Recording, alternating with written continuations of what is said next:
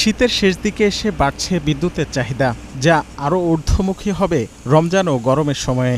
তবে উৎপাদন ক্ষমতার বিচারে স্বস্তি থাকলেও এবার চিন্তা বাড়াচ্ছে আর্থিক সক্ষমতা এবং জ্বালানি সরবরাহ।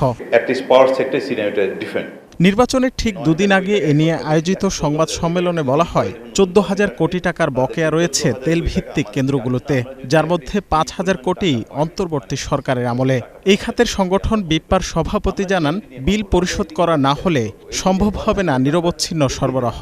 ক্যাপাসিটি পেমেন্ট হলো 1/3, 2/3 ইজ এনার্জি মেইনটেনেন্স ব্লা অন্য জিনিসগুলো। যার যত ক্যাপাসিটি আছে অর্থাৎ মেগাওয়াটকে আপনি 2 কোটি টাকা দিয়ে মাল্টিপ্লাই করবেন, অর্থাৎ আমরা এই পরিমাণ টাকা লস নিয়ে আমরা ব্যবসা করছি। অন্যান্য বিদ্যুৎ উৎপাদনকারী যারা আছেন তাদের গ্যাস ট্যাস সব সহকারে ধরি আমার ধারণা ইন এক্সেস অফ 25,000 কোটি টাকা হবে। কয়লাটা হলে 30,000 কোটি টাকার কাছাকাছি হবে, যেটা আসন্ন সরকারকে অবশ্যই অ্যাড্রেস করতে হবে, তা নাহলে আমরা একটা বিপর্যয়ের দিকে যাচ্ছি। বক্তারা বলেন 2022 থেকে 24 পর্যন্ত বেশি ক্ষতি হয় এই খাতে, আর গণঅভ্যুত্থান পরবর্তীতে বৈষম্যমূলক আচরণ ও চুক্তি লঙ্ঘনে বাড়ে বোঝা।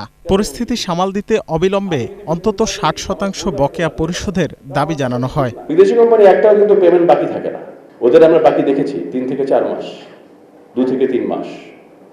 এর বেশি ক্রস করলে সঙ্গে সঙ্গে বিদ্যুৎ বন্ধ করে দেয় কিংবা দেওয়ার হুমকি ধামকি দেয়।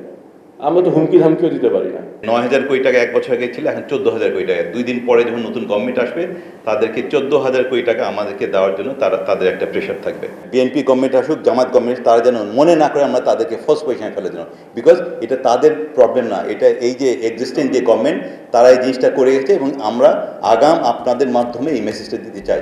বর্তমানে 59টি তেল ভিত্তিক বিদ্যুৎ কেন্দ্র চালু রয়েছে, যা মোট সক্ষমতার 22%। রাকিব হোসেন, 71, ঢাকা।